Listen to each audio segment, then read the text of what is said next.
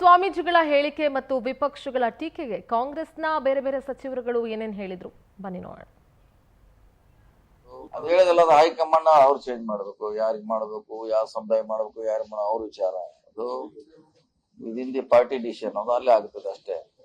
ಇಲ್ಲ, ಸ್ವಾಮೀಜಿ ಅವ್ರು ಹೇಳ್ತಾರೆ, ಯಾರು ನಾ ಹೇಳ್ತೀನಿ ಅಂತ ಚೇಂಜ್ ಮಾಡ್ಲಿಕ್ಕೆ ಆಗೋದು. ಅದು ಸೊ ಅದನ್ನ ಪಕ್ಷ ಶಾಸಕರಿದ್ದಾರೆ, ಅವ್ರು ನಿರ್ಧಾರ ಮಾಡ್ತಾರೆ. ಅದು ಪಕ್ಷಕ್ಕೆ ಸಂಬಂಧಪಟ್ಟದ ವಿಚಾರ. ಯಾರೋ ಹೇಳ್ತಾರೆ ಅಂತ ಅಥವಾ ಎಲ್ಲೋ ಚರ್ಚೆ ಆದ್ರೆ ಅದನ್ನ ಬದಲಾವಣೆ ಮಾಡ್ಲಿಕ್ಕೆ ಆಗೋಲ್ಲ. ಅದು ಪಕ್ಷದ ತೀರ್ಮಾನ, ಹೈಕಮಾಂಡ್ ತೀರ್ಮಾನ. ಪಕ್ಷದಲ್ಲಿ 136 ಜನ ಶಾಸಕರ ಎಲ್ಲ ಶಾಸಕರ ಒಂದು ಅಭಿಪ್ರಾಯ ತೆಗೆದುಕೊಂಡು ಹೈಕಮಾಂಡ್ ಅವರು ಈಗಾಗಲೇ ಮುಖ್ಯಮಂತ್ರಿಯನ್ನ ಮಾಡಿದ್ದಾರೆ. ಈಗ ಯಾರು ಏನು ಹೇಳಿದ್ದಾರೆ ಅನ್ನೋದಕ್ಕಿಂತ ನಮ್ಮ ಪಕ್ಷದಲ್ಲಿ ಅಂತಿಮ ತೀರ್ಮಾನ ಹೈಕಮಾಂಡ್ ತೀರ್ಮಾನವೇ ಅಂತಿಮ. ಸೊ ಅದು ಈಗಾಗಲೇ ಸಿದ್ದರಾಮಯ್ಯ ಅವರು CM ಆಗಿ ಒಳ್ಳೆ ಕೆಲಸ, ರಾಜ್ಯದ ಜನರಿಗೆ ಏನು ನಾವು ಭಾಷೆಯನ್ನು ಕೊಟ್ಟಿದ್ವಿ ಆ ಭಾಷೆಯನ್ನು ಈಡೇರಿಸ್ಕೊಂಡು ಒಳ್ಳೆ ಆಡಳಿತವನ್ನು ಕೊಟ್ಕೊಂಡು ಮುಂದೆ ಹೋಗ್ತಾ ಇದ್ವಿ. ಪ್ರಸ್ತುತ ಇಷ್ಟರ ಬಗ್ಗೆ ಅಷ್ಟೇ ನಾನು ಮಾತನಾಡಲಿಕ್ಕೆ ಬಯಸ್ತೇನೆ. ಕರೋನಾ ಸಂದರ್ಭದಲ್ಲಿ DK ಶಿವಕುಮಾರ್ ಅವರು ಕರ್ನಾಟಕ ಪ್ರದೇಶ ಕಾಂಗ್ರೆಸ್ನ ಅಧ್ಯಕ್ಷ ಆದ ಮೇಲೆ ಕರೋನಾ ಸಂದರ್ಭದಲ್ಲೂ ಕೂಡ ಕಾಲಿಗೆ ಚಕ್ರ ಕಟ್ಕೊಂಡು ಇಡೀ ರಾಜ್ಯವನ್ನು ಸುತ್ತ ಕಾರ್ಯಕರ್ತರನ್ನು ಹುರಿದುಂಬಿಸಿ ಒಂದು ಕಡೆ ಅವರು ಕೆಲಸ ಮಾಡಿದ್ರೆ, ಮಾಸ್ ಲೀಡರ್ ಆದಂಥ ಸಿದ್ದರಾಮಯ್ಯನವರು ಎಲ್ಲರನ್ನ ವಿಶ್ವಾಸಕ್ಕೆ ತೆಗೆದುಕೊಂಡು ಇನ್ನೊಂದು ಕಡೆ ಇವ್ರು ಕೆಲಸ ಮಾಡ್ತಾರೆ. ನಮ್ಮ ಪಕ್ಷದ 2 ಕಣ್ಣುಗಳು ಇದ್ದ ಹಾಗೆ ಸಿದ್ದರಾಮಯ್ಯ ಸರ್ ಮತ್ತು DK ಶಿವಕುಮಾರ್ ಸರ್.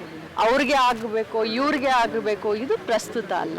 ನಾವು ಏನು ಸರ್ಕಾರ ಬಂದ ಮೇಲೆ ಕರ್ನಾಟಕ ರಾಜ್ಯ ಜನತೆಗೆ ಏನು ನಾವು ಮಾಡ್ತೀವಿ ಅಂತಂದಿದ್ವಿ, ಒಳ್ಳೆ ಆಡಳಿತ ಕೊಡ್ತೀವಿ ಅಂತ ಅದನ್ನು ಮಾಡ್ತಾ ಇದ್ದಾರೆ.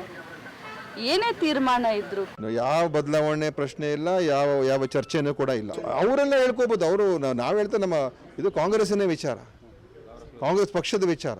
ಬೇರೆಯವ್ರು ಮಾತಾಡಿದ್ರೆ ನಾವು ಅದಕ್ಕೆಲ್ಲ ಏನು ಹೇಳೋಕ್ಕಾಗಲ್ಲ. ಅದೆಲ್ಲ ಯಾರು ಹೇಳಿದ್ರು?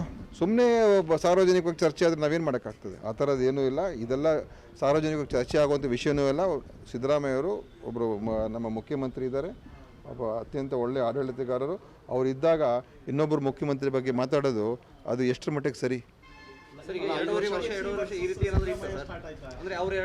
ನೋಡಿ, ಆ ಥರ ಇದೆಲ್ಲ ಎಷ್ಟಲ್ಲ ಅಂತ ಇದಕ್ಕೆ ಉತ್ತರ ಕೊಡಬೇಕು. ಆಗಿದ್ದ ದಿವಸದಿಂದ ಹೇಳ್ತಾ ಇದ್ದಾರೆ. ನಾವು ಹೇಳೋದು ಇಷ್ಟೇ, ಆ ಥರ ತೀರ್ಮಾನ ಆಗಬೇಕು ಅಂತ ಬಂದಾಗ ಸನ್ನಿವೇಶ ಅವಾಗ ನೋಡ್ಕೊಳ್ಳೋಣ. ಈಗಿನ ಸಂದರ್ಭದಲ್ಲಿ ಆ ಥರ ಏನೂ ಇಲ್ಲ. ಏನಿಲ್ಲ, ಅವರ ಅಭಿಪ್ರಾಯಗಳಷ್ಟೇ. ಯಾರೋ ಸಾರ್ವಜನಿಕರು ಇರ್ಬೋದು, ಸ್ವಾಮೀಜಿಗಳಿರ್ಬೋದು, ಇನ್ಯಾರೇ ಇರ್ಬೋದು, ಅವರು ಏನಾದರೂ ಹೇಳ್ಕೊಳ್ಳಿ. ನಮ್ಮ ಪಕ್ಷದ ನೀತಿ ನಿಯಮ ಏನಿದೆ, ಒಬ್ರಿಗೊಂದು ಹುದ್ದೆ ಅಂತ ಹೇಳ್ತಾರೆ. ಈಗ ಅವರು 2 ಅಧ್ಯಕ್ಷ ಸ್ಥಾನ ಮಂತ್ರಿಯಾಗಿ ಮುಂದುವರಿತಾರೆ. ಇಂದ ಹೈಕಮಾಂಡ್ ಇನ್ನೊಬ್ಬ ಅಧ್ಯಕ್ಷ ಮಾಡೋದು ಮಾಡಲಿ ಬಿಡಿ, ತಪ್ಪೇನಿದೆ. ನಾನು ಹೇಳಿದ್ನಲ್ಲ, ಸ್ವಾಮಿಗಳಿಗೂ ಅದಕ್ಕೂ ಸಂಬಂಧ ಇದೆ, ಸ್ವಾಮಿಗಳಿಗೂ ರಾಜಕೀಯಕ್ಕೂ ಸಂಬಂಧ ಇದೆ. ಏನು ಅವರು ತಿಳುವಳಿಕೆ ಮಾತಾಡಿದಾರೋ, ತಿಳುವಳಿಕೆಯಿಂದ ಮಾತಾಡಿದಾರೋ ಗೊತ್ತಿಲ್ಲ. ಅವ್ರು ಯಾಕೆ ರಾಜಕೀಯ ಮಾತಾಡ್ತಾರೆ ಅಂತ ತಪ್ಪು, ಅದಕ್ಕೆ ಕರೆಕ್ಟ್. ಈಗ ಅದ್ರ ಬಗ್ಗೆ ಹೈಕಮಾಂಡ್ ಅವ್ರು ತೀರ್ಮಾನ ಮಾಡ್ತಾರೆ, ನಾವೇನು ಹೇಳಕ್ ಬರಲ್ಲ. ಈಗ ಡಿಮ್ಯಾಂಡ್ ಇಟ್ಟು ಹೋಗಿ ಮಾತಾಡ್ತಾರೆ.